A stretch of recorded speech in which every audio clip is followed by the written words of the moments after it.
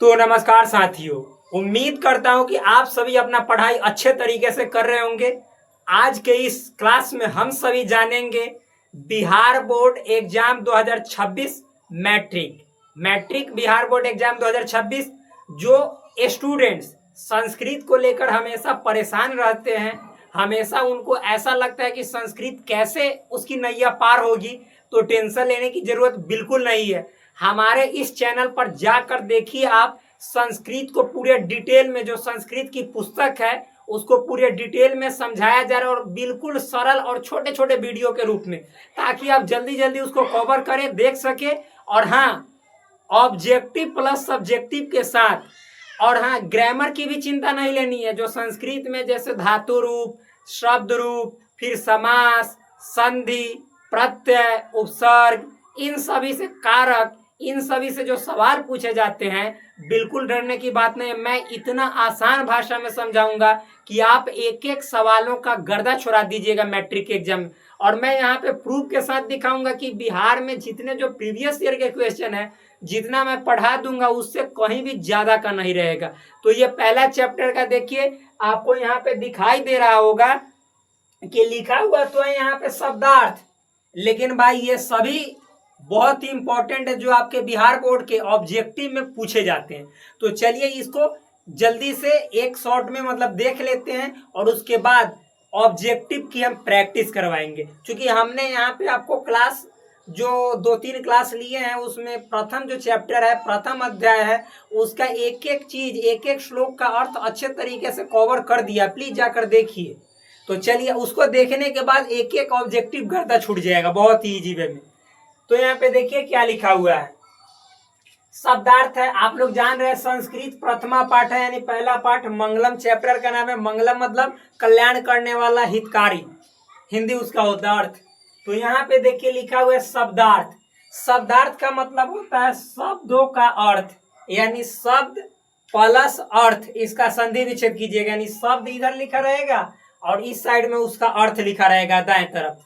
तो देखिए पहला है, ये सभी जो यहाँ पे आप देख रहे हैं शब्द, ये सभी आपके पाठ्य पुस्तक के ही शब्द है और इसका अर्थ है। तो देखिए सिंपल है, सामान्य है। पहला आपने देखा होगा श्लोक, जो पहला पढ़े थे, तो उसमें लिखा हुआ था हिरणमयेन। हिरणमयेन का मतलब होता है सोने जैसा या स्वर्णमय, उसी को कहते हैं ज्योतिर्मय। जाकर देखिएगा, प्रीवियस ईयर में ये सवाल पूछा हुआ है कि हिरणमयेन शब्द का अर्थ क्या होता है। तो वहां पे आंसर होगा आपका स्वर्णमय, मतलब सोने जैसा। स्वर्णमय यानी सोने जैसा, ज्योतिर्मय यानी चमकने वाला, सोने जैसा ही होगा। ठीक। सेकंड देखिए लिखा हुआ है पात्रेण। पात्रेण मतलब होता है एक तरह से बर्तन, मतलब पात्र। तो वही लिखा हुआ है पात्र से या आवरण से पात्रेण है। तो ये मतलब कि आप जब संस्कृत पढ़ेंगे तो संस्कृत में एक होता है, आप लोग जानते होंगे, मालूम है क्या होता है? वो होता है शब्द रूप। शब्द रूप में आप जानते होंगे कि वो कारक के रूप में चलते हैं।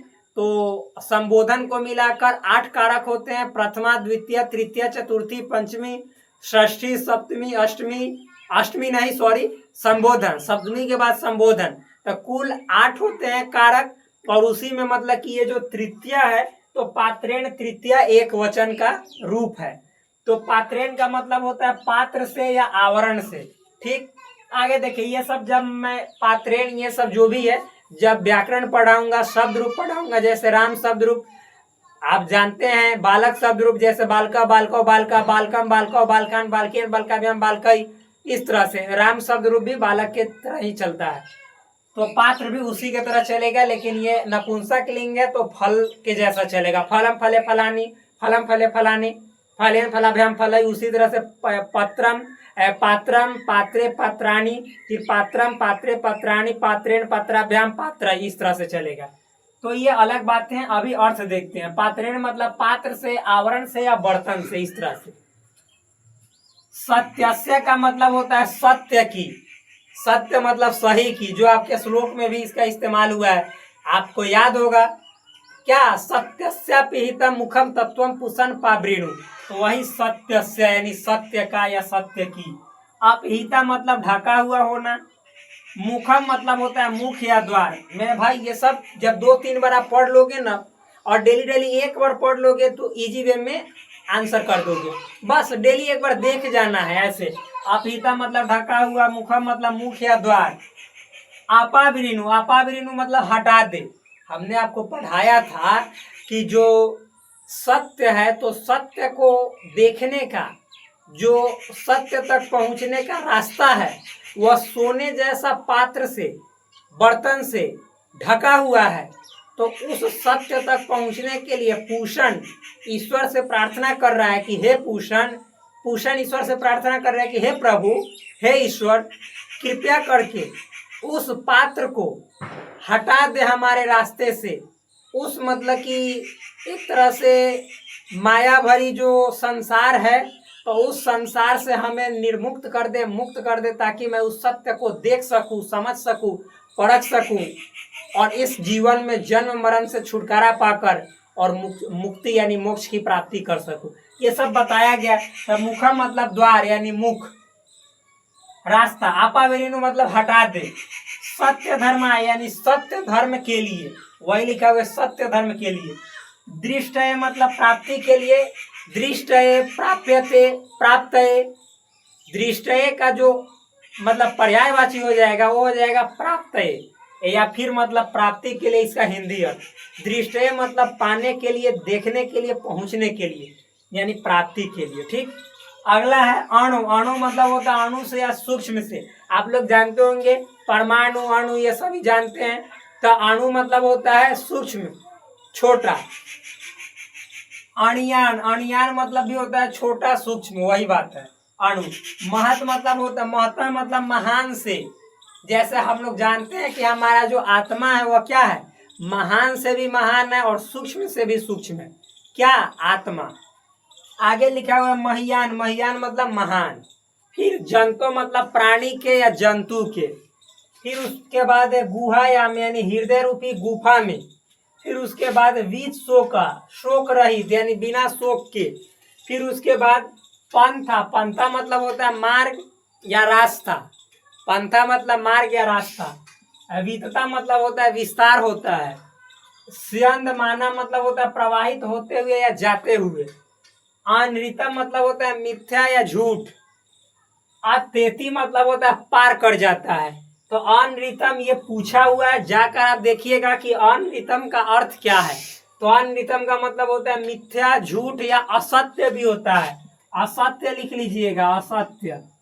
ये पूछता है, जितना मैं बोल रहा हूँ ये सब पूछता है। देखिए ये डबल जिसमें ये वीवी आई है इसका पूछता है।